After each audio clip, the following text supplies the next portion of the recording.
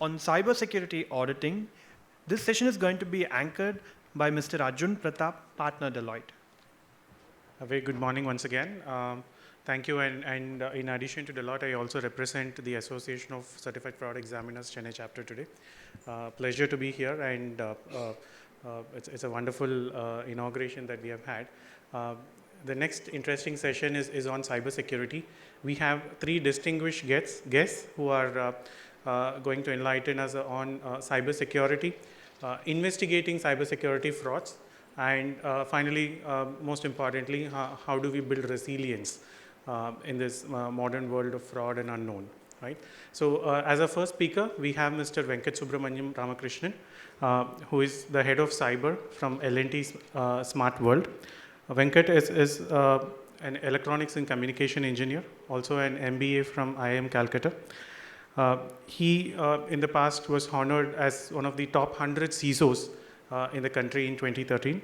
Venkat also is a thought leader and regular speaker in multiple risk and cybersecurity forums. He has given major contributions to a book titled Risk Assessment and Decision Analysis Using Bayesian Networks. AI, ML, casual inference, and cyber risk quantification are his key areas of interest. We are happy to have Venkat with us today. Thank you, Venkat. As our second speaker, we have Mr. Gaurav Mehta, Director, Deloitte, from Forensic and Dispute Practices. He has over 14 years of experience in the field of forensics, risk consulting, regulatory, and business consulting. Gaurav has worked extensively in conceptualizing, designing, and implementing technology interventions for proactively detecting and mitigating frauds. Gaurav, we are happy to have you here. And as a final speaker for this session, we have amongst us Mr. Vishal Jain, partner Deloitte. Vishal also leads the cyber and resilience practice for Deloitte in India. He has over 21 years of professional advisory career, has gained rich experience in technology advisory, cybersecurity, and also instrumental in conceptualizing and developing capability for critical service offerings such as data privacy, digital risk, vendor risk management, crisis and resilience, and telecom security. Vishal, we are happy to have you here on stage. And to start with, on the first key theme of the topic around cybersecurity, please join us in welcoming Mr. Venkat amongst us. Thank you very much.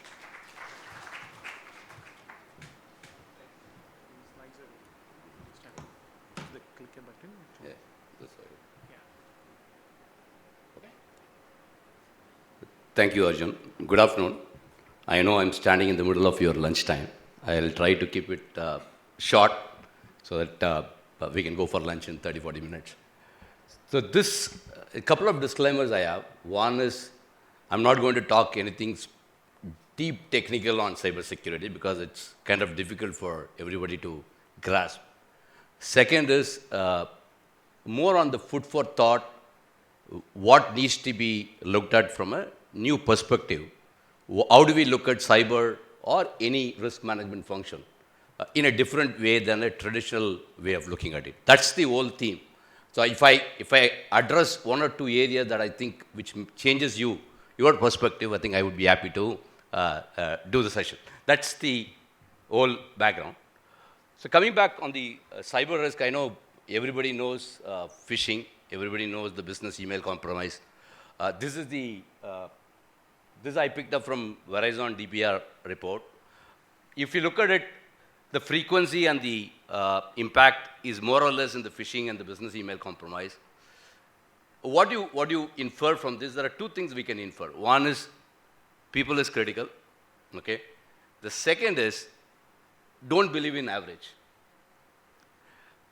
The reason why we don't believe in average is 4.5 million or 2.1 million. It varies from company to company. I can't take this 4.1 million to go to the board and say, this is how we need to spend on phishing protection. No way, because it varies from $100,000 to maybe $50 million. So don't believe in average. Read the report to understand exactly what goes into the report. But the crux here is that these are the common threats, not the risk. Okay? People get confused with the threats and risk. I think phishing is threats, not the risk. So if you clearly understand the risk and the threats, I think you can easily scope it better. One of the aspect that I've seen in cybersecurity world is that scoping a risk is tricky. And if you scope it properly, then you can measure it. If you can measure it, you can quantify it. That's my belief. And this all threats, I think don't get confused with threats and the risk. So this particular slide, I just want to focus on primarily that cybersecurity is not any more operational risk. To me, it's my perspective, okay? It is getting embedded everywhere. It is embedded in strategic risk, it is embedded in financial risk, it is getting embedded in operational risk. In the next 5 years, I personally feel, this is my opinion, that this will become a mother of all risk. The way things are getting interconnected, and will be the mother of all risk. As an auditor, when you do the cybersecurity audit as part of your internal audit function, I'm sure that you would have seen the changes and transformation in the last 5 years. From a traditional checklist now moving into cloud, and you're auditing a cloud is not an easy one. Things have changed. And similarly, I think cyber risk will get embedded into many of the risks. That is my opinion. I think, let's see after 5 years. This point, I just want you to, this I picked up from Ashwath Damodaran.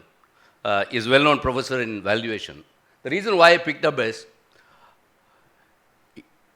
risk management depends on the organization life cycle, business life cycle. It is not applicable to all, correct? When you are talking about a startup least care about anything on the risk management because the business itself is risk. They are not making money. You can't, as an auditor, internal auditor or risk management function, I cannot emphasize on you need a CSO in the organization, you need an internal audit function in the organization. They don't care because they're anyway losing money. Similarly, as they progress, the real crux comes in the growing, mature, steady-state company. That's where the core function of internal audit, risk management, cybersecurity plays a bigger role. As the company decline, again, they don't care. Anyway, they are out of business. They're going bankrupt. So if you are part of these, the first two organizations, the last organization, whatever I'm going to talk about, doesn't matter to you. It's matter only if you are in the growing, steady state and mature organization because all these concepts is only applicable to them. I've been talking to quite a few startups. They don't have any security person. They outsource because they don't care, right? So just put the context that internal audit, risk management, or a cybersecurity will play a role only in these kind of organizations where the business is growing and then steady state and then mature organization. The declining organization as well as the startup is always a challenge.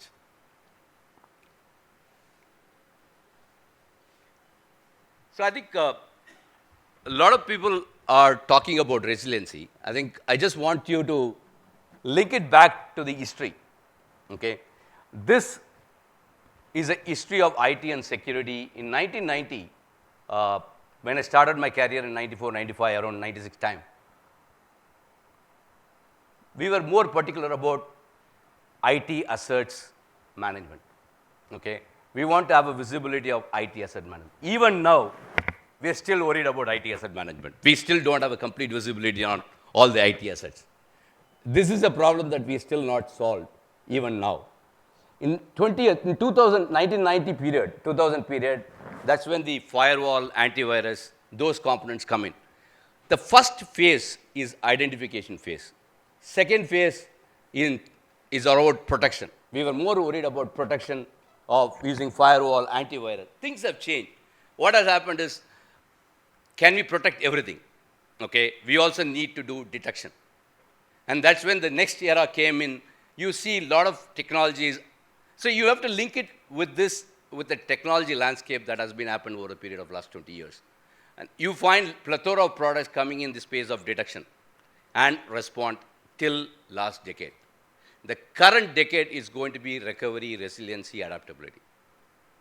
So if you look at a product life cycle, of innovations and the maturity, antivirus product is almost mature in the sense that you don't find many players in the market. You only find maybe 3-4 dominant players in the market. But if you take anything new cutting edge in the cloud, you will find probably around 50 different companies competing in this space. That means this space is not mature. This space takes some time to get mature. That is the growing space that we need to look at it, whereas the antivirus are all traditional, which is mature. Firewall companies are not many in the world. Nobody aspired to build a new firewall company. That's a mature system. So the era is, everybody is talking about resiliency, and recovery is part of the resiliency, adaptability is a part of the resiliency. So from a resiliency point of view, I think I'm just focusing on cybersecurity aspect. I'm not getting into too many things. I'm sure, I think you all heard about in the media as well as security folks talking about attack surface. In a simple term, it's a door and window to your house. That's all. People give a gyan about attack surface. It's nothing but door and window to your house. In a typical organization, your door and window to your house is your asset. Your critical assets are crown jewels. Now, as we move to the cloud, the doors and windows are open. As we get connected to third-party risk came into light after target breach. Prior to that, nobody cares. Nobody thought that someone from HVAC company able to get into the system to breach it. That has become a starting point for everyone to think about third-party risk management. Similarly, now this era is about cloud adoption, resiliency, especially I'm talking about supply chain resiliency. Supply chain resiliency is actually a two side of it. One is software and hardware. When I say software, a lot of coding that developers do right now, maybe not even more than 10 lines of code. The remaining code depends on the libraries. I think previous speakers talked about listed around 15 libraries or 20 libraries to load. We have no idea what those libraries are. We know the functionality, but we don't know the security of those libraries. Correct? The world is moving into zero code to no code to less code, and dependency on more of this. It's become part of the supply chain risk because we don't know exactly who developed it. It's an open source. It has been tested or not. We simply use it to do a lot of data modeling. We use it for many applications to develop. A lot of startups run on these kind of open source libraries. This is actually one of the classic cases. I think you may be aware of SolarWinds recently, probably a year back. The biggest hack in supply chain. We all believe that any software which comes from Microsoft or IBM or any large company is already tested, secure. But SolarWinds hack proved that it is not true. You have to still take it with a pinch of salt whether this code is secure or not. Because somebody added malicious code into the overall package and then deployed it. And it impacted probably around 400, 500 different companies across the board. This is a true risk that we all live at this point of time. This is more from a corporate point of view. But a government, I've been talking to a lot of government, defense and other agencies, they're more worried about the hardware supply chains, which is not much a concern for corporate. Because we buy it from Dell or Cisco, we believe this all tested, everything is fine. But the government is looking at this is not enough. Because in a typical hardware, there could be 1,000 different components coming from different countries. One is whether the components that we are sourcing for that particular product politically friendly country or not. Because this is a big area. It is not necessarily a cybersecurity area. It is also political angle that is it coming in from a friendly country. How easy to tear down the hardware to do the component analysis? It is not an easy one. This is a requirement from most of the governments across the globe to have a complete supply linkage of at the component level, not at the manufacturing level. Manufacturing level is gone. We all know it gets manufactured in China, Mexico, and Malaysia. That data is not enough for a government, especially critical infrastructure. In India, like in power sectors or telecom, they're more worried about at the component level. So hardware supply chain from a security point of view, as well as the visibility to look at geopolitical risk aspect, is as good as your supply chain risk related to software. So both are critical aspects to look at it. This is the key risk that we all will, as an internal audit function, you have to evolve your checks and balances accordingly. It is not an easy one. And see, if you look at it, all this, I didn't talk about IT and OT convergence because it varies from company to company. If you are a manufacturing company, this is a big digital transformation is happening across the globe. It is not any more isolated manufacturing plant. I've been talking to many manufacturing customers. They want to digitize. They also want the support to be remote. All the automation systems, they don't want these large OEMs like Siemens and ABB to come to their plant. They want to support it remotely in a crisis. As we increase this attack surface, I'm talking about the doors open, and it is not anymore related to data center alone. It is even coming into your plant. There, the safety and availability play a role, not just the confidentiality and integrity, because there, it's a safety plays a role and availability plays a role. When you look at it, these are the 4 themes. There could be many themes that come up, but I see this is going to be a 4 areas that we all need to look at from a risk management and internal audit function perspective, that this is going to be staying with us for the next 3-4 years. It's not going to change. Cloud adoption is not anymore one cloud. It is companies are moving into multi-cloud. It takes a lot of time to even to understand one cloud. The technology, understanding these policies, it is not a simple understanding of policy in a typical data center system, like your SAP systems or something. There are underlying infrastructure, we don't have any control. Let's say if you go and audit any of these IT systems, you may ask for a log to verify it. Some logs you don't have an access to in a cloud. It is with the service providers. Your audit checks and balances and risk management also needs to be fine-tuned to this kind of a setup, needs to evolve. And it is, and a lot of technologies are available, but it is very difficult to get trained in many technologies. It is not easy. If I go to cloud, there are 15 different products available, doing 15 different things. Where we have a time to learn all these things. It is not easy. So it has become more, I would say, it's more technology-driven audit. Internal audit slowly will become more a technology-driven audit, not necessarily a typical audit that you have seen in the last few years. So as a function, I foresee, this is my understanding, and also been talking to many global companies. In India, we have an internal audit function reporting to board and then the chief risk committee. Quite a few global companies are thinking about why don't we create a technology audit committee? Because of these transformations like IoT, OT convergence, cloud, and then the doors are getting open to third parties and fourth parties. Why don't we look at differently from an audit point of view? As a technology committee rather than a typical internal committee. I don't see that in India at this point of time, but this thought is already kicked in outside India. Coming to, sorry. So I'm not going to talk many things. I'm just going to lay out 3 areas, which is applicable even now. I've read this book, New Way of Think, by Roger Martin. He laid out probably around 14 areas, right from strategy, customer, competition to culture.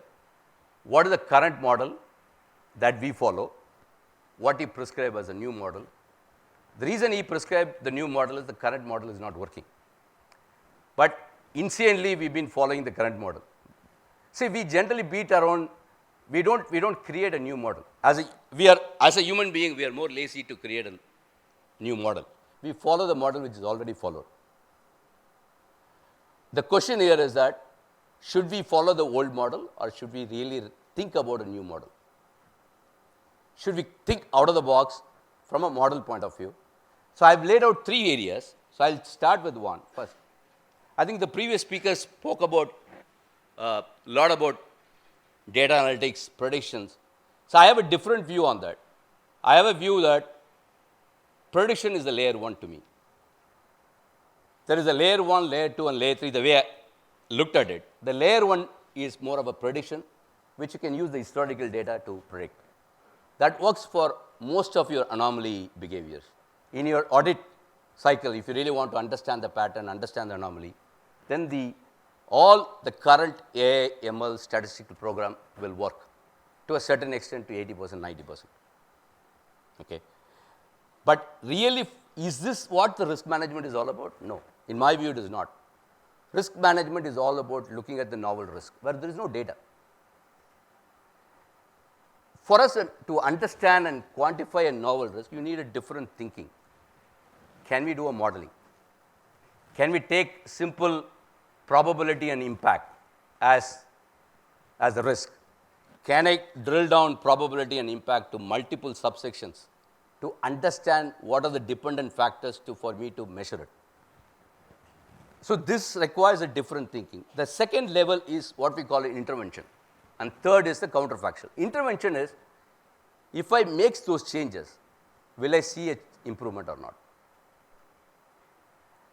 When you intervene, generally what I've seen is that you do a testing. Let's say 50 people with some vaccine, 50 people without a vaccine, and find out whether vaccine is really improved or not. But we won't be able to intervene in many of the systems. It is not a typical system where we would be able to intervene everywhere. You need a model. This is where the causal thinking needs to come in, how these things are interconnected. Cybersecurity also is not going to be a prediction market. People say that we would be able to predict anomalies. We will predict. No. Prediction is all old pattern. It's old data.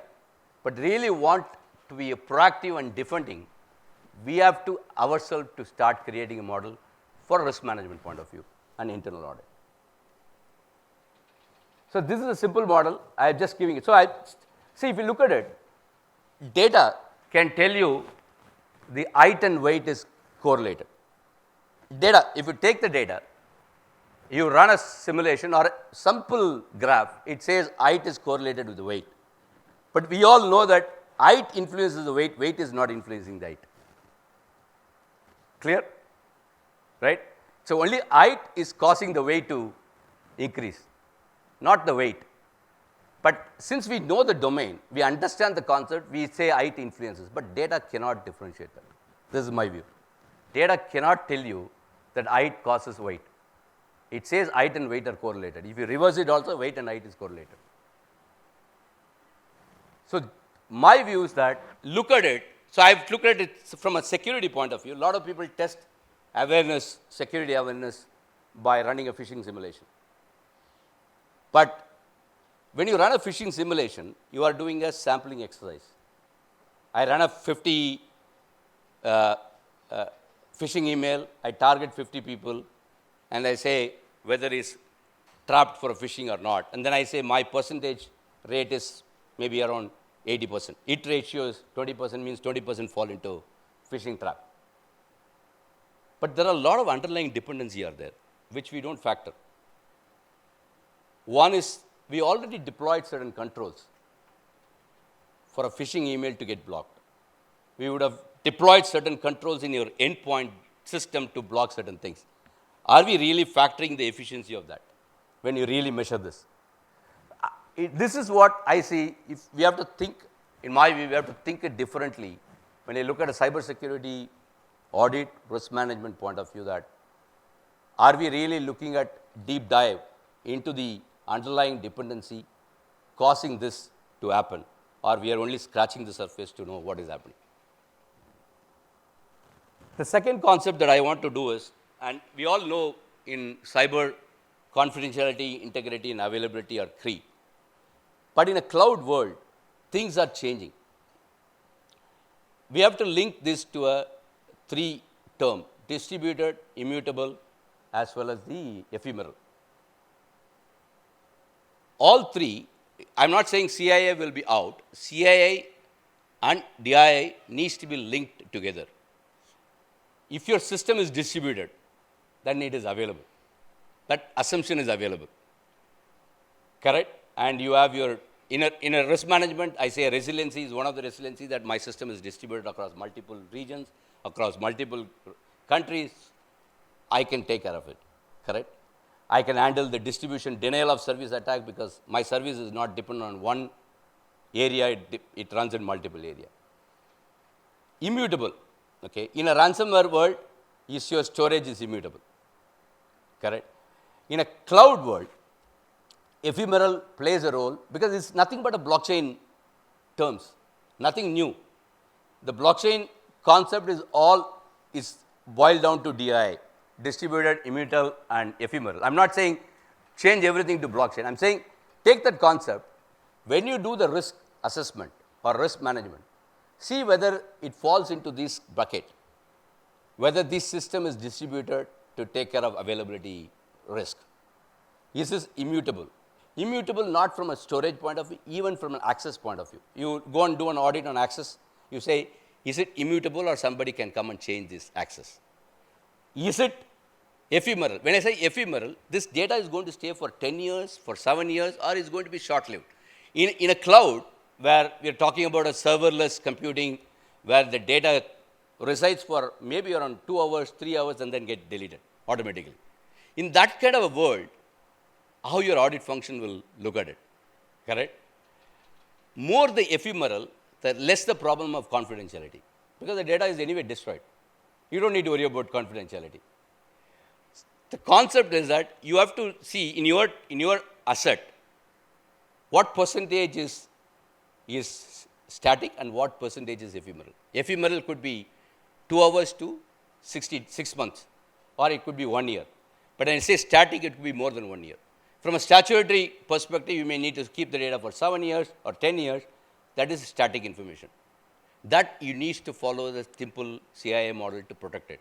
But if you build a system, and if you look at the risk management from an ephemeral point of view, then the confidential risk is coming down to a large extent because the data is not going to be there for more than 2 hours to 60 days.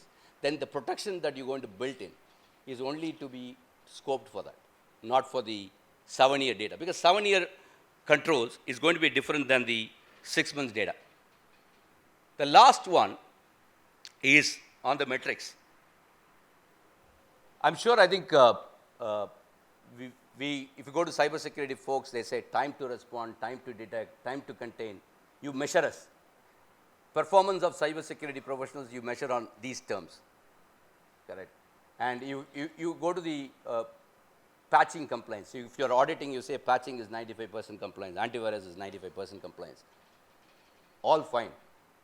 But you really want to do a true risk management, you have to go shift left. When the developer is talking about a shift left, risk management function also needs to shift left to focus on arrival and inter-arrival terms. I've never seen any cybersecurity professionals talking about arrival and inter-arrival terms. With arrival and inter-arrival is more proactive to understand how risk is arriving to you. Whereas the time to detect, time to is a post facto. It's a right where the action happens and you are measuring it. But I think we have to shift a left and then look at whether these metrics are really capturing the shift left. Shift left, I'm talking about arrival rate, vulnerability arrival rate, inter-arrival rate, from one vulnerability to another vulnerability, what is the inter-arrival period, escape from a development to production, what is the escape velocity.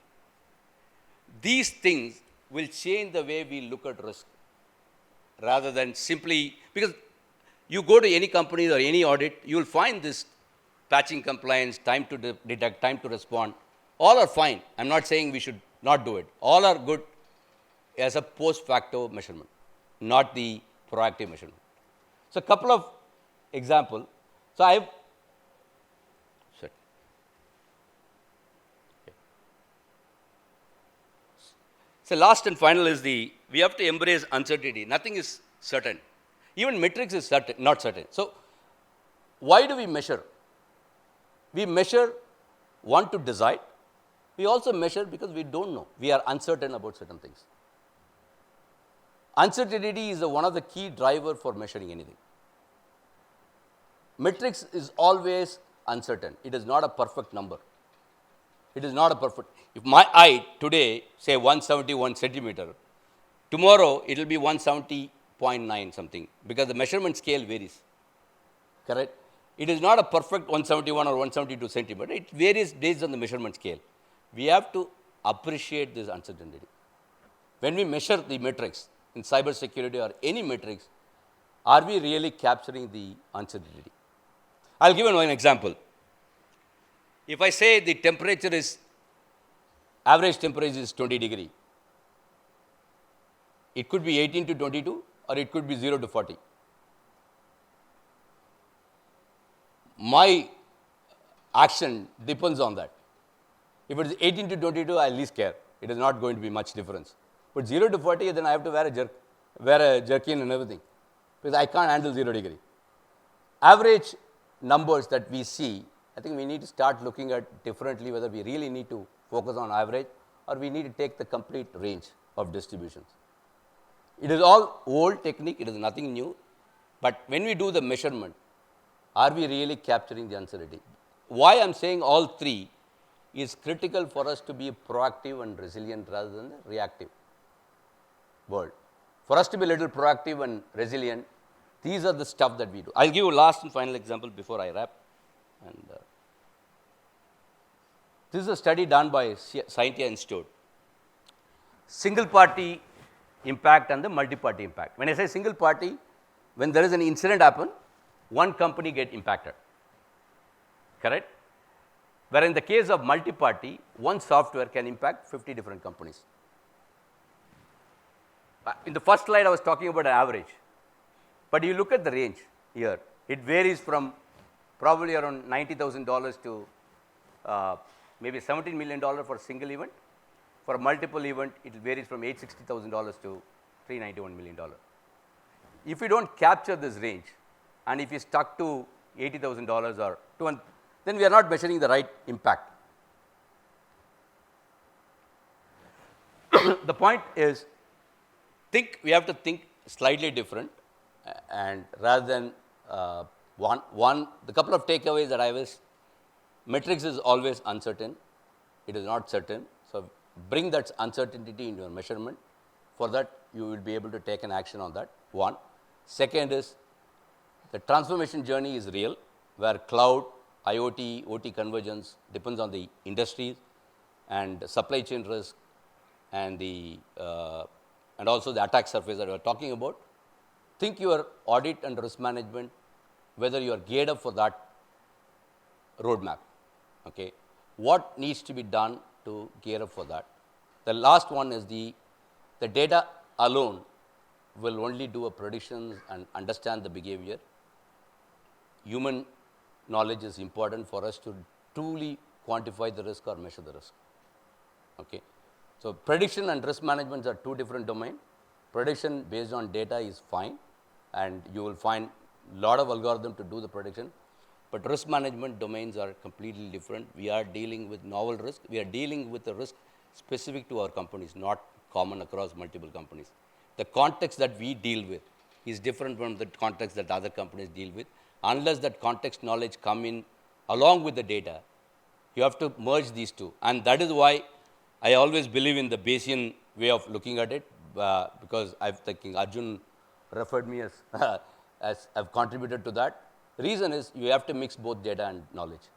Data alone cannot handle everything, so we have to mix it. And that's the best way to start with the Bayesian way of risk management. With that, I'll conclude. Thank you all. Thank you. Thank you, Venkat, for a very interesting and wonderful session, and also to highlight to us how to look at things differently and what really is staying in the unknown, right? I would like to invite our next speaker, and moving from cybersecurity to investigating cybersecurity frauds. We have Mr. Gaurav Mehta, who will enlighten us on this particular topic. Thank you, Arjun, and thank you, Venkat, for a very insightful session, presenting it with a different perspective. So now keeping the same thread forward, I'll be covering how we do investigations in a cyber fraud which are reported. So I'll be briefly covering what is cyber fraud investigations and what are the things which we need to do to have an investigation. What are the bottlenecks and challenges which organizations are falling a part which doesn't result into conclusive investigations, and what are the steps an organization can take proactively to ensure that they have adequate resources to tackle these kind of frauds and take investigations to the conclusions.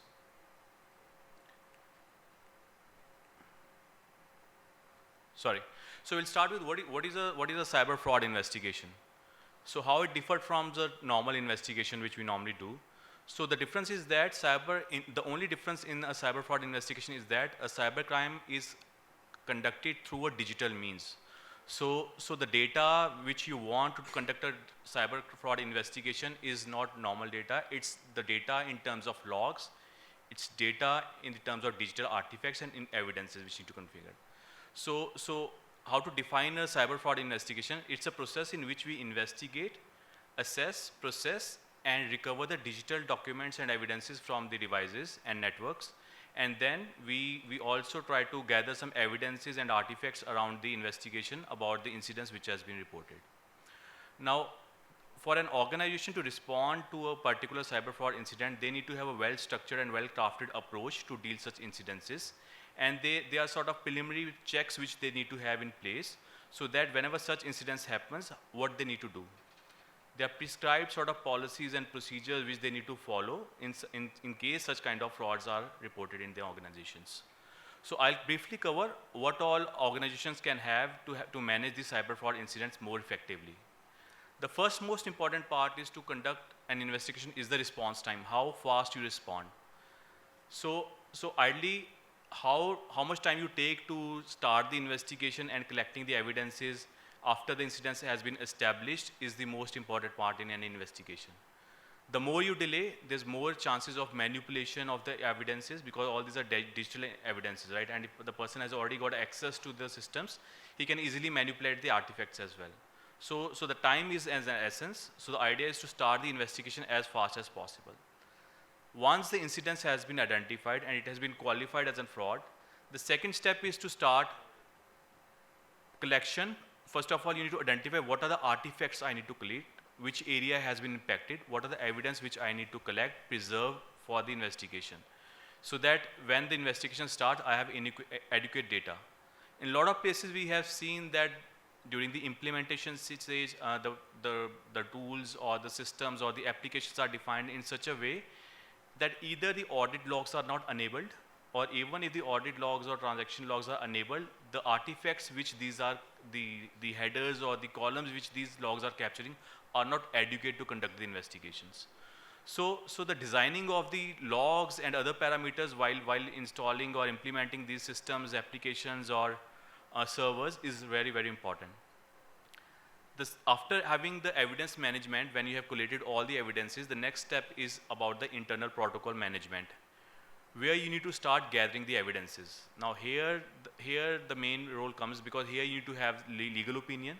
All the evidences which you are going to investigate has to be legally represented in the court of law, and there are prescribed guidelines basis which only the documents need to be or evidences need to be gathered. And there has to be a chain of custody which need to be signed so that all the servers, all the machines which you are getting access to has to be authorized and signed. There has to be dates and the people who are authorizing you to get into these systems are signed and agreed proactively. And there has to be consent forms because in some cases you need to get access to the personal devices of the employees as well in case it's required. In that case, the law mandates that you need to have a consent from employees before getting into these sort of databases. And also you also need to assess the impact on the business. Suppose if the key servers which are holding the applications of the organization are impacted, then you need to understand, okay, how my customers are going to be impacted because this server will be under investigation, and you need to block this server for ring fencing part. And it can have an impact on your customers, it can have an impact on your vendors. So you need to do that assessment beforehand that, okay, this is the impact which a business is going to incur because of this incident which has come. And also you need to have a legal guidance from the lawyers to handle these kind of incidences, because in cases, suppose the organization, the fraud has been reported into a sister concern of the organization, right? So you need to have all the authorizations and legal opinions that how you can conduct a raid and which all officials from the government need to be present in such kind of raids. And it clearly depends on the nature of incidents, how it is reported, and also on the organization which is involved into such instances. Quickly, I jump to the next one where we'll talk about the external protocol management. Now here, there are some regulators where we need to disclose such kind of incidences. Like in case of telecom, you need to declare it to the RAI. In case it's an IT incident, you need to report it within 4 hours of establishment to the CERN India. And also you need to manage the stakeholders. You need to have an effective communication plan with your employees, with your stakeholders, partners, vendor ecosystem, and the media as well. So that it can tarnish the image of an organization also. So to have a reputational risk managed, you need to have a defined process and a policy and protocol to have to manage the external stakeholders as well. And the last one is to, once all these things are done, then the final thing comes, which is the investigation procedures and the reporting, in which the root cause analysis is conducted, where all the evidences which are gathered are analyzed through tools and techniques, which I'll be covering in subsequent slides. There are specific tools which are used to conduct these kind of investigations. And after conducting those investigations, you came across the root cause, that what is the root cause of this investigation. And sometimes, if the data permits, you can reach out to the people also who are responsible for these kind of things. And you analyze the logs, you analyze the user IDs, you like whatever digital data you gather, you analyze those kind of data. And then you try to reach out to the suspects who may be responsible for these kind of instances, and you try to establish whether there's an node of intentional thing into this or not. And after doing the root causing part, then the remediation states how this can be, how to manage this thing. Now, what is the consequence management which need to be taken, and how the remediation action will take place. And after that, remediation, the reporting is take place. Now, the reporting happens to different stakeholders. It can be shareholders, it can be the regulators. It depends on the nature of incidents, what has been reported. There are different reporting mechanisms which are already being defined. So this is a ideal case how an investigation should progress in case of cyber fraud is reported and established. But from our experience, we have seen is that in most of such instances, when we go for the investigation, the main data block which we come across is the limitation on the data. Like we have seen organizations which have best of the tools, but they didn't put stress while defining the audit logs which are being generated. They have the best of applications, but they have the audit logs as well, but the capturing the data information which is getting captured in the audit logs is not defined at the time of the implementation. And there are some organizations who have, because of the load capacity, they have switched off the audit logs as well of some of the applications because of the load which is hitting their servers. So all these things limits a lot to investigations, and all these things are identified only when it's a post facto thing. Then you cannot do much because the thing which has happened has already happened. So the organizations need to give more stress on the digital signature because a lot of organizations are moving to digitalization. So they need to treat the digital signature, how to preserve this digital signature, what are the modes, what are the systems which are crucial to them, define their crown jewel servers, which are most important servers, which are most important machines, which are most important people having confidential information, which are the most important machines for their organization, and may have a sort of a dedicated sort of approach toward those machines and capturing all the logs, all the artifacts and digital signatures for them. So I'll quickly move towards the next stage where we talk about, okay, how an organization can do a proactive sort of a review in which they can see how ready they are to conduct a digital investigation, digital forensic investigation. Now this is a tool, this is a mechanism where they do their pre-assessment that in case a fraud happens, how ready I am, what kind of data I have, whether I'll be able to support such investigation to have an effective investigation and have an effective remediation plan after the investigation, or it's just that, or we'll come across some bottlenecks into this. So it's divided into various categories. So the stage one is where you look at the IT infrastructure of the company, how many servers are there, how they are placed, what is on cloud, what is locally there, right, and how they are connected to each other, what all applications they have. The next is the review of their policies, the IT policies, whether they're compliant to the regulations, and how they need to respond if there's an investigation, if there's any threat detected, and next how they have managed the data. Now there are a lot of servers, and there are a lot of things are getting onto the cloud as well. So how they are managing their data? Are they managing their data? Do they have a data lake where they are preserving all the data or the logs, and if yes, then what is the mechanism to extract data from that data lake? What are the tools, or what are the mechanisms, or what are the systems or access or interfaces we have, so that we can extract data, required data from these data lakes, and conduct our investigation conclusively. Next, when we move to the assessment stage. Now, in the assessment stage, the organization need to look at that what all the parameters are getting captured in my logs or the information. Does it has the user ID? Does it has a MAC address machine? And whether the logs are, whether the IPs are static or random, and if the IPs are random, then how my DHCP logs are archived?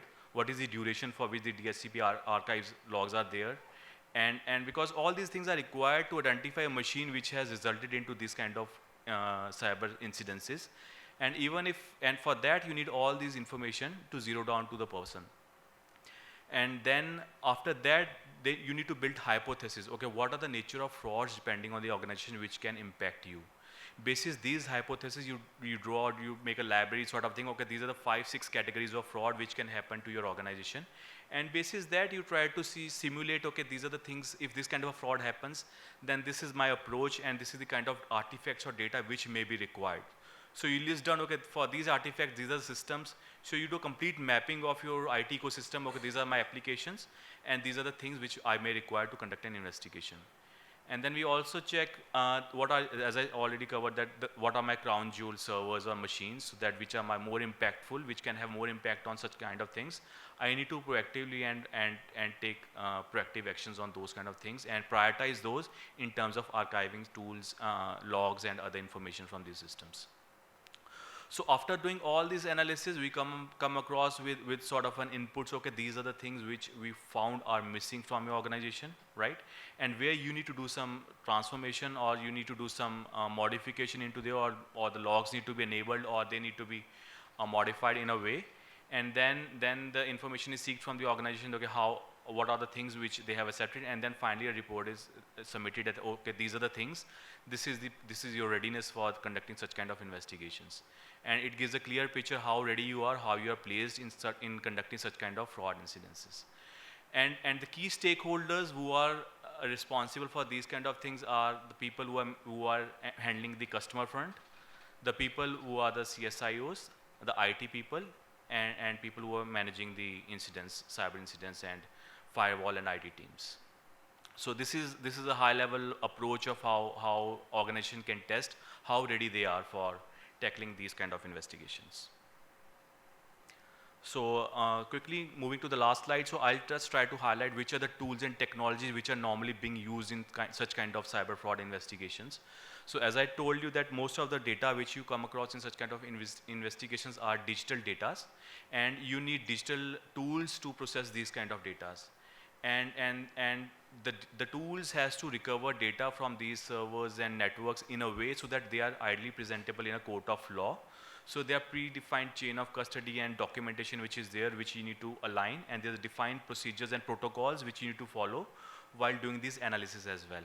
So I'll quickly cover a few like forensic imaging tools. These are tools which are used to image servers or laptops, and they were able to recover data from the laptops and servers, and depending on how the configuration is, they are able to recover the deleted data as well, and all the logs, registries. So the complete laptop and server are completely imaged as the replicas are created.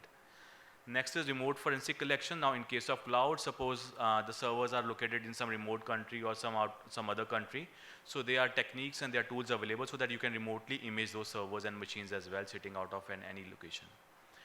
Next is forensic analysis tools. Now once the data has been extracted, now you need to process this data. There's a predefined protocols for processing this data as well, so that you can present this in a clear, articulated manner into the court of law, and you can use it as an evidence against such kind of incidences. Then mobile forensics. As you know, as the organizations are becoming smarter, the fraudsters are becoming more smarter. So people are using now more and more, they are not doing all these kind of things on their phones. So a lot of evidences you gather from their mobile handsets as well. So here, if it depends purely on the organization to organization, if the mobile handset is owned by the employee himself, then you need to take a consent from the employee that I am taking this handset with the consent from the organization as well to conduct digital forensics on the handsets as well, to gather evidences if something is happening from the mobile as well. So these are the few of the tools which are used in mobile forensics. Then data decryption and password recovery. So a lot of documents you may come across in in the evidences which are password protected. So these tools help us to decrypt those data and crack the passwords of those files so that you can open the files. And one thing I would like to mention here, that there is a clear NDA, non-disclosure agreement which is signed with this organization, because while doing these review of these artifacts, you come across a lot of confidential information about the employees, about the organization as well. So there is a clearly mandated NDAs which are signed that all this confidential will be maintained into the team which is signing this engagement and conducting this investigation. Then after that we have incident response and log analysis. So these are the tools which try to simulate and which try to gather logs from the networks, from the firewalls, and from the systems, registries, and they try to do their it's algorithm based tool. They do their analysis and they try to gather and they try to bring out abnormalities, so that if there's any sort of a suspect or any sort of indication which is going towards a particular server or a particular user ID or a particular machine, these kind of analysis are thrown by these kind of tools. The next is concept clustering tool. Now you must be thinking that there's a lot of data into the servers. Is it possible to review all the data? Like there are millions of GBs data when you come across an organization, right? So you need to be very precise in terms of your reviews.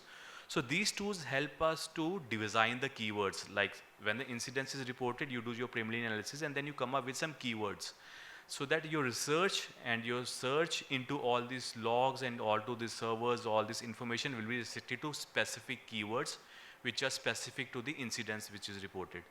So these tools help us to design the keywords so that we get only desired data.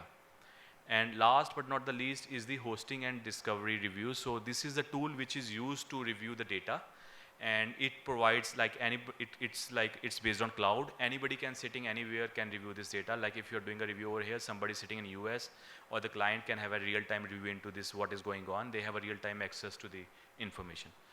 So with this, I would like, I'll came end to this presentation, and I think now Vishal will be covering the cyber resilience part, and thanks Arjun. Thank you everyone, thanks for your time. Thanks, Gaurav, for the wonderful insight on cyber investigation. Next, the true test of what holds you between you and your lunch is the topic on resilience. No better topic to test your own resilience. I welcome Vishal Jain to help us with this. Thank you. This is the clicker. Thank you. Hi, good afternoon, everyone. I know I am the real culprit here in between the lunch, and he has articulated it very well. Vishal, it's a subtle message that you are the bottleneck and right now, so be fast on that. No problem, and that's fine. I'll not see that when we speak on these such sessions. These are usually food for thought. We can speak for 10 minutes, we can speak for 1 hour, but at the end, it is just the messaging that you have to go back and do your lot of stuff in terms of going further into that. This is just the introduction of the topic. Venkat rightly put across the entire. Make it full screen, please. Go to the view and do the, or Control L or Alt L. So Venkat set up the entire cybersecurity angle to it, and then the investigation part. Then we said, okay, let's move a larger perspective in terms of being resilient, and that's where we thought, let me touch upon some of the topic of being more like an organization resilience concept here, and not limiting ourselves only to certain type of risk or a cybersecurity. Where we are talking about today is across various types of threats and risk environment. So it's no more restricted, though some of these things are very prominent, like cyber is definitely. So those are all the triggers and reactions which will happen. But then business has to, as we call it in the Bollywood and Tollywood style, the show must go on, the business should continue. And that's where we are talking about how much of the enterprise can be resilient even if something goes wrong. So one part is address that, okay, this goes wrong, this is what you have to do, this is how you have to investigate and all this stuff. But the idea here is that even if something goes wrong, can I still continue and doing something beyond that? So I just touch upon the risk aspect we do. Why I want to highlight this particular slide is the risk is not limited to internal within the enterprise. That is the first thing you have to be very careful about. So there is something that you have the entire, I'm sure all of you have done the entire enterprise risk assessment and other stuff, and you have identified various types of risk. Most of them you'll find within your within the internal, which means the controls which are under your control. You are able to handle it or not able to handle, and you create a event or a eventuality type of a situation. Then the entire extended enterprise, which is your business partner, and this becomes a very important aspect because you might do everything at your end from an control point of view or resilient point of view, but your extended enterprise, how much are they prepared when they are contributing big time into your value chain and service delivery? And which is where if I wear the hat of the internal auditors, and then you have to see, when you are defining your calendar of the scope of work for the year, or when you are getting into the entire internal audit, how much are you stressing on the extended enterprise for the same set of domains which you are assessing internally? Now, if I go further, which is the third layer, which talks about more on the external, which means nothing is happening in your operating environment, but something goes wrong outside your environment, not in your control, but impacting you from a business. It could be a license cancellation, it could be a reputational risk, it could be as simple as some geopolitical crisis which has impacted and you have to withdraw the team or stop the operation in certain geography. It could be anything. It could be an economic crisis, a change in the dollar value or a visa policy change in some countries. So these are certain things which are not under your control. So how much are you prepared, first of all, identification of that risk aspect, and also then the resilience part of coming into it. Now this was more from a risk side of it. The things got complicated around 2 years back, which is 2020, the entire, what I would say, the COVID coming into the picture. And which is where we all suddenly moved to an virtual mode, which is the digital, working from home, working from anywhere, and working from hometown, working from hills, working from wherever people went to, and this was quite interesting. The way we call it, coming back to office, now it's a big confusion. Some people say, let's go to the office. Some people say, I'm in office. But bottom line is, we got two options now. Either we can work from home or we can work from office. So these are the two options. So that way it was good. And as I always share this, that the COVID was a good crisis. Why I say good crisis, the good part was that everybody was suffered with it. So it was easy to explain to your customers and extended enterprise that I have a problem because of the COVID. Had it been only one enterprise, then it's difficult to explain to the people, it's like, I don't know, whatever you're going through it, I want my services to be delivered. And which is where that was one aspect, and an entire new model came into picture. People also realized that BCP is no more the same way which will work around, because my environment has changed. So what this entire new hybrid model has come up to and changed is, from an employee point of view, if you see what it means to the, first of all, the business, new operating model, new business model, re-looking at the entire structure in terms of which product I have to venture into. Some of these initiatives were re-looked. Some of the digital transformation pilots which were going on, they got activated and deployed immediately when the COVID came. Some of the large good to have things in the digital, which were all the ROIs which were shown before the COVID, was now looking at, okay, do you really need this? So a lot of things change in the business side of it. When we talk about the employee suddenly found themselves that, okay, fine, I am sitting at a corner of my home with my laptop, and I have an option to go and try other employers as well. What will change? Nothing. The only thing will change with the PowerPoint template or the Word template where I am working upon. Rest everything, my office environment is same because I am sitting at home. Now that's very interesting, and which is where if you, I was having this discussion with the L1, L2 of the IT company, and then they realized that the attrition is also touching the tier 2 cities. See, earlier people used to look for a job once they are settled home nearby in that city. Now, this entire work from home has given access to the employers which are outside your geography. Even so there are other, vice versa, the employers are accessing the tier 2, tier 3 cities also, which means that they are also accessible now, and the attrition goes high, and which is where earlier it was a very different scenario. The other thing came into picture, that it was easy to sustain a relocate or do a risk assessment for, say, I have a 10 office or 5 office in the country. If this site goes down, I know what to do. Now I am realizing that suddenly my employees are working about 200 plus cities within India, which means the entire risk assessment of the site has gone for a toss. I have no control on their risk environment. Do I need to go back and change my organization policy and saying that in the employee agreement I'll write, connectivity is your problem, not mine. You have to be 99.9999% available. Don't come back and say that my network is down, sorry, I'm not available. That is not my problem anymore. It may sound very strange, but why not? Let's relook at that aspect as well. Because you don't have control over his connectivity, his router, broadband, you still have 8 hours of a laptop backup, but what about the backup if the power goes down of the home broadband router? That is not in your control. What if the network goes down?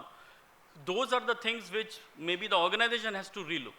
The entire redesign of the technology architecture has to be designed. Now, thinking from a cybersecurity point of view, you talk about those phishing and all those attacks, relook in the current environment. Majority of people, as I said, everybody is moving to cloud. Somewhere it is the need because now the traffic is coming from outside to my on-prem servers. I have to relook at the network sizing, I have to relook at the entire application sizing. Instead of that, for me, it is better to get a good, scalable and a reliable performance. I would rather go to a virtual or a cloud environment. Now, if I do that, and if I don't have a control of an employee's operating environment sitting at home, then my entire security and privacy needs to be relooked. So my entire technology architecture, security architecture, keeping in mind that there is a high dependency of technology which has come even for a day-to-day operation. It's not that you're going through a digital enterprise and that's why you have to look at it. It is also because the operating model is highly dependent on the technology. So my technology resilience comes into the picture. So when you, again, from your perspective as an internal auditors, when you are designing, you may have to relook the entire technology resilience, the security architecture, the entire cloud resilience, the employee, how the policies of privacy security is getting revived and changed when people are working from home. What about the working from home environment of my extended enterprise? I can still talk about my employees, but if my third parties, people are working from home. And if they are handling some customer care and the sensitive data of your customer with the obligation right with you, what will happen? The entire integration of the business continuity plan, which is where goes to the last, which I'm talking about, the crisis and resilience, what has changed?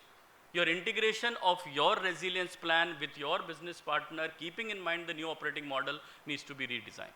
Your risk assessment model earlier was a site-specific, now it is workforce, and workplace, which we call it. Workplace is out of your control, so you may have to have two types of risk assessment. One will be workforce and technology, and the other will be workforce, technology, and workplace. Because workplace is not in my environment. So that's where in fact, we introduced one parameter called relatability, which means that how much of the new threats I can relate to my environment. Earlier, flood was only limited to certain parts of the cities. Now we can see flood everywhere we never thought of. Starting from in 2006, the Mumbai flood, then Chennai flood, then we talked about Bangalore flood, and all that stuff which is coming. So this is where the entire operating model and the risk changing. So let's relook at the entire risk assessment, the resilience part.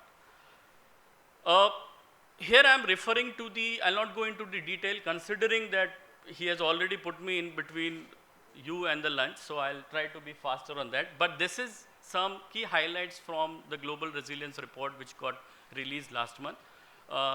In our stall, there is a QR code. You can access download the report also, so no need to take a photograph. You will get the full report with all the details, so that's absolutely fine.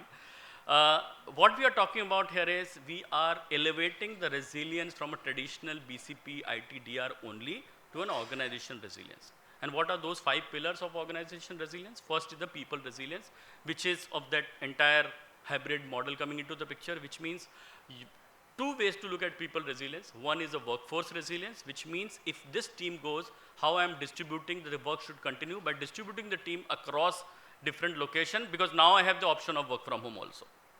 The other is the employee as an individual resilience, which means the mental well-being of that individual and his upliftment and capability because of the dynamic environment where he is living in, both in terms of skill set, in terms of the availability of the various jobs. So my employee as an individual resilience plays an important role.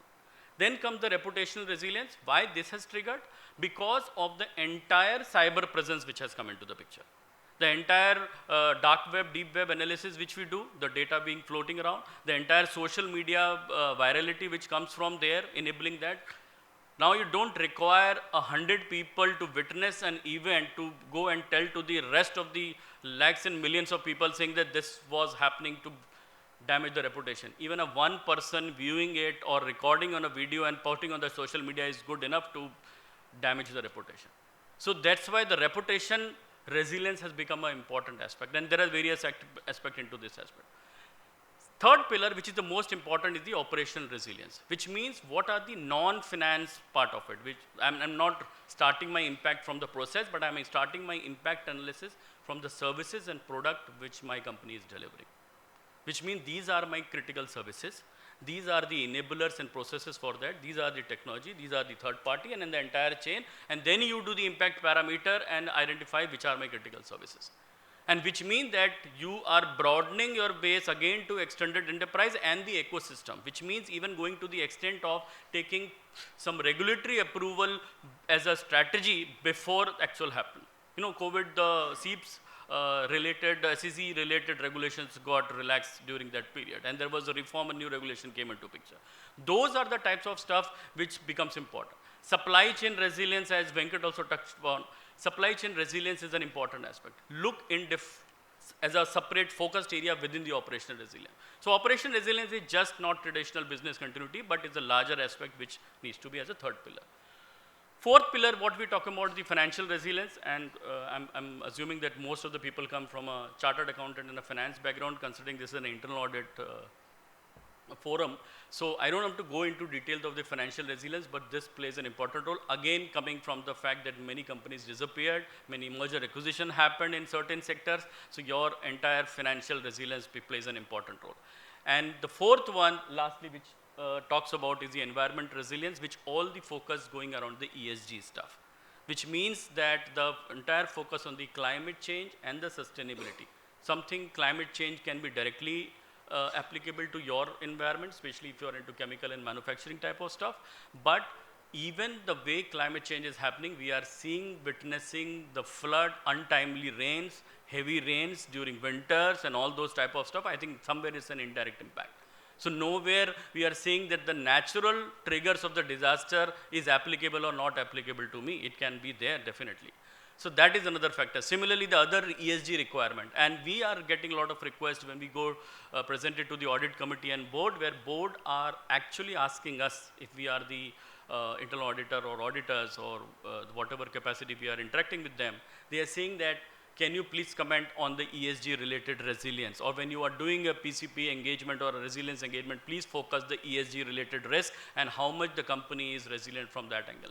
So the awareness has really gone to that level, and which is where this becomes the fifth pillar of the entire overall organization resilience. The point, what you are saying, it is no more in isolation, and this is where I'll just spend another 2-3 minutes. These are some of the key highlights of the report which came in. The first one definitely was the, sorry, I don't know if, okay, just I think on the left hand side, the first one, it talks about that, as I was speaking, it's the holistic approach which needs to be looked upon and not in isolation, whether you just see ITDR, just see cyber, just see supply chain, or a business owners will take care of their business resilience, but organization resilience as a holistic approach, and you have to find out, and usually it goes under the risk function. Even at the LODR of the regulation of SEBI, you can see it is very clearly articulated that BCP is part of the risk function. The second one is make it a strategic priority, and which is again important. That's why we are seeing this, hearing this at the top management and the board level and the audit committee level, where they are talking about this. Make it a strategic agenda, the entire resilience thing. It is no more just risk. Third is the geopolitical threats. Expand the horizon of the risk coverage to cover the geopolitical. And again, unfortunately, we have all these events which is required for make us understand what is important. The entire Ukraine and the Russia crisis, lot of companies got impacted because some of their had offices in Poland and the nearby European countries where the refugees coming, and then they realized what we have to do. We have to evacuate people, and then entire. Not only that, when there were some IT companies have too much of their in India, then the customer were asking, what about the concentration risk? If we are talking about the geopolitical threat, and if India coming into a power where it is being politically sensitive across the globe, and if all of my operation is being served from your India location, if something happen at a sanction level or a geopolitical issue, how am I going to get impacted? So now the risk has gone from a micro flood to a macro level, which is what has come out very clearly. Some companies say that, okay, let me have a Vietnam or a Philippines or Indonesia or Sri Lanka as my backup operation, but then they realize the Sri Lanka crisis also happened. So you have to, and very rightly, we are in the world of just I will be silent on the fraud, which is there anyways, but the unknown and the uncertainty which we are talking about. Then we talk about the entire role of the regulators. We generally have seen regulators as coming with a stick and a monitor. But I'm telling you, when you start interacting with them and educate them the practical issues and stuff, sometimes they can be more like an enabler to drive certain things in the larger collaborative manner, and that's the mindset needs to be changed. ESG, as I have talked about, I'll not go in detail. Reputational risk, we have to be more proactive. That's what clearly come out. Then the digitalization is required in the resilience also. So one is the risk due to digital. The other is the risk management going digital. And that applies even to the resilience also. Which means that when the biggest challenge which we have seen, or at least I have seen in wherever I was implementing or designing the business continuity management for the clients, sustenance has been a big problem. Which means it is highly dependent on the one-time exercise and the 2 or 3 people who are actually delivering that engagement. Once those teams are out, then nobody is there to look at and continue that. The other problem comes in the challenge in this entire sustenance of this resilience is who will own it. Thankfully, some sector, some regulation has defined some ownership. But otherwise, people say, no, it's an IT agenda because heavily digital dependent. It is a business agenda because you are talking about the business continuity. It is a risk agenda because at the end, you are talking coming from the risk side. But somewhere it has a cross-functional and which goes to the first point, the holistic approach. So which means that moving away from dependency of the people, make it to a system and objectivity analysis into the system. So therefore, if you have the automation and the tool which is there to manage all your resilience and monitoring and even the risk monitoring, I think that plays an important role, which is where the digitalization of this subject itself is very important. And the last one, which are the barriers, 3 barriers. One is the most important, and thanks to this forum in the morning, we saw that the entire initiatives toward the skill development, and maybe I'll discuss with the required stakeholders. If required, we should play a role in terms of designing some resilience-related courses for the skill development, and that is where, because that has come out as the biggest, one of the large barrier of the availability of the right talent with the mindset of talking, thinking, resilience. See, what happens is all the initiatives are focused. If you go back to our high school, and we all have seen the sinusoidal wave and the wavelength and frequency, if you remember physics, whoever remembers that. So if you see the amplitude part is something which is done by the business. So business will tell you how much to grow and how much will grow 1x, 2x, 3x. But the sustenance, which is how long this revenue will sustain over a period of time, is something the role of the resilience team. That's how I would relate it. So this is, the peak will be decided by the business, but how long with that cycle will continue is something which will be decided by the resilience team. And which is where, going back to all the other observation, linking it to the strategy, linking it, the entire holistic approach, and then you building the entire talent pool with respect to that is an important aspect. So one is the availability of the right talent as a barrier coming out from the resilience. Second is the attention paid with respect to this subject, and that is of the strategic nature. And the third barrier they are saying, because of that, the second one is the investment allocated for the subject of resilience. People really don't give, because the risk appetite, and especially with due respect to our country, we have a huge risk appetite. Forget the enterprise level, as an individual, we have a huge risk appetite. We will, I think someone was mentioning that if somebody is watching us, then only we will do certain things. Like I think, yeah, in the earlier session he was talking that if my wife is watching, then I'll go into an intermittent fasting, which is where we all are, unfortunately. Unless something which happens to us, then we realize that yes, I have to start walking in the morning because I heard that my friend got a heart attack because of this reason. Suddenly I'll stop eating sweet. So that's how it's happening. Our risk appetite is huge, unfortunately, and that's the reason we are not paying attention to this subject. And so this is something which I really wanted to bring into the stuff. And some of these things are detailed in the report. In the interest of time, I'll not go in detail in all of them. But the 3-4 messaging very clearly, holistic approach, strategic approach. And the first one I'll highlight is the integration. When I'm saying integration means integrating resilience with the risk or vice versa. if you are able to identify your risk indicators, define threshold which will move from risk indicator to crisis indicator, define a threshold when the crisis indicator will actually lead to a crisis, that monitoring, if it happens, it will really give you some lead time and better preparation to handle the actual, when the actual event or eventuality happens to you. So some of these points are mentioned here, so enhanced risk monitoring, digital technology, and then obviously because of the talent pool, the lot of not necessary that you have to own it or you have to build the capability depending on your risk appetite and the dynamism which is there in your environment. It is also that you can get talent from outside, managed services, co-sourcing, all those types of models are there. But this is a subject which I wanted to put it forward more, elevating the macro level thinking to this entire audience, that don't look at only as a subject of a BCPDR, but it's an organization resilience which we are talking about in this world of unknown and uncertainty. So I hope this was just a food for thought for the enterprise resilience, and I will not continue another because there is a food for the body for your biological resilience. So over to you, Arjun.